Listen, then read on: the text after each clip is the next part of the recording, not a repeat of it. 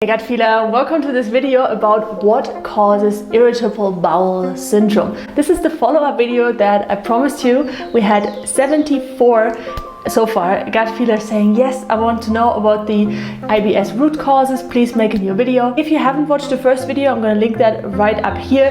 That was titled Irritable Bowel Syndrome Symptoms, 3 things you must know. In this video, you're going to learn how to help yourself because you do not have to live with IBS symptoms for the rest of your life.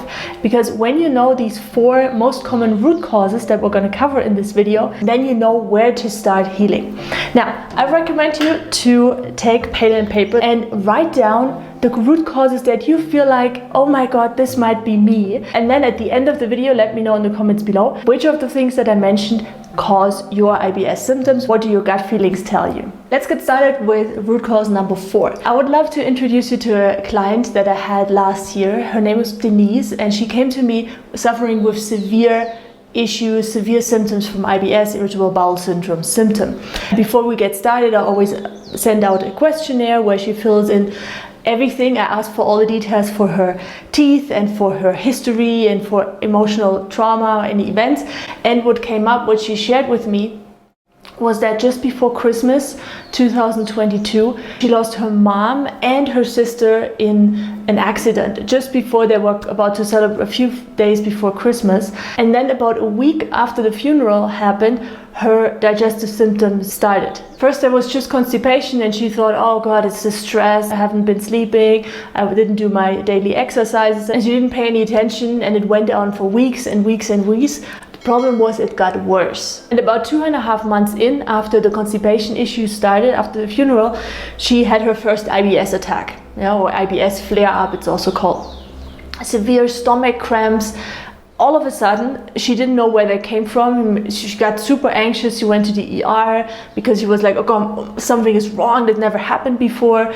And no matter what she ate, she felt bloated, she was gassy. It was so bad that when we had our first consultation, she told me like a little bit like this, I even had to buy new pants because she was so bloated, she didn't have more weight or anything. It was just so bloated that she didn't fit into her pants anymore. The constipation went worse, so she had to take daily over-the-counter laxatives just to get a bowel movement every second day. So the root cause number 4 is stress or a traumatic event.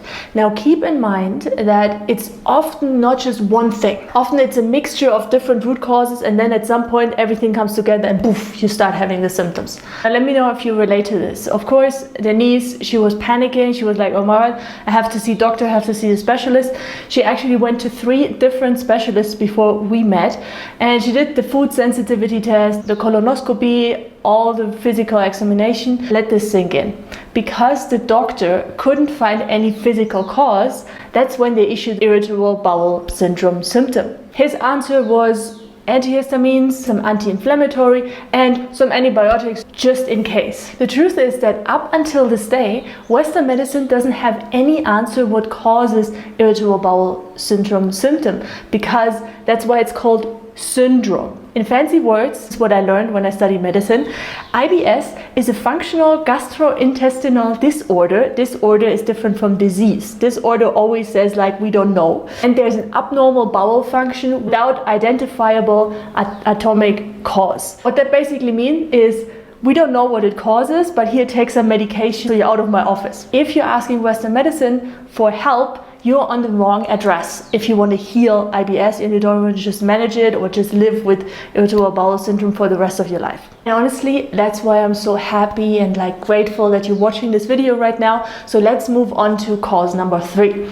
As a side note, Denise was eating a healthy diet. She was having a good lifestyle. I always check this out first before our consultation. No drugs, no alcohol, no smoking. She went 3 times a week to exercise. That was mainly before the accident as well and before her symptoms started. She tried all the recommended IBS diets. She drank non-fat milk and ate whole grain bread. She avoided fruits because they were kind of, oh, they trigger IBS, they make it worse, they make you more bloating worse, and the low FODMAP diet. The bad news is it just made her cramps worse. It didn't help. The stomach pain got worse, and in the end she came to me and was like totally confused what to eat because everything triggered an IBS flare. Right now, If you haven't taken your notes yet, that this is the moment to take the notes. One of the main causes for IBS, not the only one, but one of the main causes is eating trouble-making foods that other people say is healthy, like lean meat, some chicken here, need more protein, and the eggs on the low FODMAP diet. This is going to cause immense issues, and it's almost impossible to heal if you eat certain foods that we're going to cover right now. I'm also taking the risk that you click off right now and you're like, this woman is crazy, or I don't like Peggy anymore. But this is not about taste. This is about what helps you to heal. So troublemaking foods to start with are animal protein, animal fat. And we're going to cover why this one is especially a problem in the next causes. Any types of oils, but especially inflammatory oils like canola oil, like soy oil. But in general, oils are very hard to digest for an impaired digestive system. And then the 3 pathogen feeders. This is the moment to click off this video. If you don't like me anymore, it's okay. Eggs, any types of egg. It doesn't matter where the chicken came from. And if it's I have chickens too, I don't eat the eggs neither. They're my pets, but I don't eat the eggs. They're the most healthy chicken on planet Earth. Even the kefir or the yogurt that you take for your probiotics. And the last one is gluten, any types of gluten. And in the case of IBS, I also recommend you for the time being to also go off gluten-free grains. But this can be reintroduced later on, but any type that contain gluten are making the whole situation worse. Cause number 2, and this is where it gets interesting, because this is how it's all connected. I shared with you before that it's likely in your case not just one root cause that causes your irritable bowel syndrome, but it's more like a combination of maybe 2 or maybe even all of the 4 causes that I'm sharing with you here on this video. And just as a side note, but important, you did not do anything wrong. Denise did not do anything wrong. She did her best. She went to the experts. They couldn't help her. She tried the diets, the antibiotics. Yes, that made it worse too. If that's you too, it's not your fault because you didn't know before. Like, how could you know? Nobody told you. It's not that you learned this in school. And Western medicine is just a big failure when it comes to this topic. So please don't blame yourself when you're listening to this video or also afterwards. So now, why are foods like lean protein or oils, even healthy oils like avocado oil or coconut oil, why are they such a problem for IBS and why they're causing symptoms? It has to do with 2 things: low stomach acid and low bile production. Bile comes from your liver. I haven't met anybody who has IBS or any digestive issues who has a healthy liver. It's often overburdened, clogged up, and is completely overwhelmed with producing enough bile, which dissolves fat. And then the hydrochloric acid, we often have low stomach acid because of the stress, the toxins, lifestyle issues because of alcohol, etc.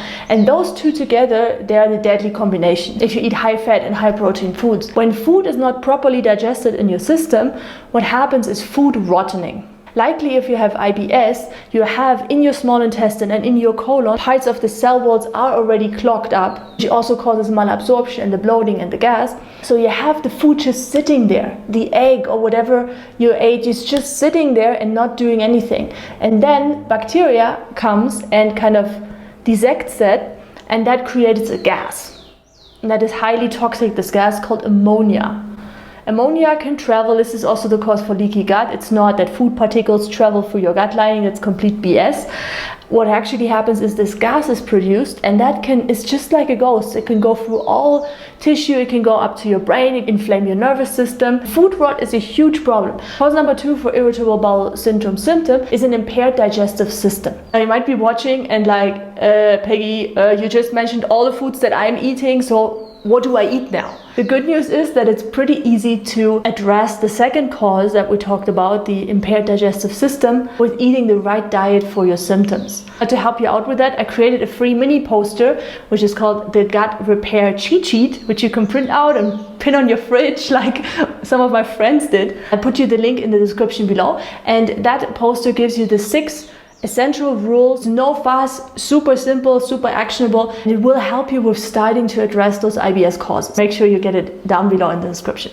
It's for free. Alright, gut feeler friend, before we come to the last root cause, just want to applaud you that you're still watching. I know it's been a lot of information. Maybe you're new to the channel and you haven't heard anything about this yet. I have for all of those things follow-up videos where you can go more into depth. It's about, I think we already hit 400 videos on Gut Feelings channel. So thank you for still being here. Root cause number 1. Now, if you listen to this word, irritable bowel syndrome, What does irritation look like in your body? What do you think? What does it look like? It looks like chronic inflammation. But the question is, there's always people like, oh, I have inflammation. But the question is, why? Where does this inflammation come from? Because the body is not stupid. It's not just, throwing around with the histamine, which causes inflammation, just like because it's carnival. One of the major root causes for chronic inflammation are toxins. We're talking about GMO foods, preservatives, but also things that are out of your power, pesticides that are put on food, golf course, one of the worst examples on planet Earth, air pollution, fluoride in the water or in your toothpaste. That's a neurotoxin. A neurotoxin creates incredible inflammation. Now, your gut lining is blasted. I mean like blasted with nerve endings. That's why people now talk about this gut-brain axis or brain-gut connection. Because when these nerves in the small intestine, the colon, when they are irritated, they're inflamed, they are red, they are kind of agitated. Chronic inflammation in your gut does not just affect your gut motility, diarrhea, constipation, or causes the spasm, but it also affects your emotional and your mental health. There is something like gut-related depression, for example. Even if medicine says like, oh, it's just a syndrome, it's not even a disease, we don't know what to do, well, there is something that you can do. Besides toxins that create chronic inflammation, there are also pathogens. Pathogens like resistant strep bacteria, Escherichia coli, Helicobacter pylori, but also viruses can contribute to this general inflammation in your gut lining. And last but not least, apart from toxins, pathogens, that cause chronic inflammation, it's food rot that we talked about in cause number 2 that creates this gas, ammonia, that is highly toxic, and then the body like immediately attacks, because if it goes to your nervous system, it can actually kill nerve cells. That's why all this inflammation process is started. Before I give you a quick summary that you can write down, make sure to leave me a comment down below with what you think causes your IBS symptoms, because it's not just a bad fate, or it doesn't have to be forever. You don't have to be living with this. And again, get the free gut repair cheat sheet you can just download on my website, and the link is down below. Quick summary, the 4 causes for irritable bowel syndrome. Stress, a traumatic event, maybe it's like that traumatic, like a car accident from your family, like Denise, but it can also be smaller things, just chronic irritation, constantly in fight and flight mode. It doesn't have to be like a big thing. 3, eating troublemaking foods that feed, for example, pathogens or can't be broken down by your digestive system. Number 2, an impaired digestive system, low bile, which comes from the liver, and low stomach acid, low hydrochloric acid, which helps to break down protein. So you can't break down protein, can't break down fat, but you eat a lot of turkey or lean meat, and it just starts to rot in your gut and produces this gas, this toxic gas called ammonia. And last but not least, chronic inflammation caused by toxins, pathogens, or food rot in your gut.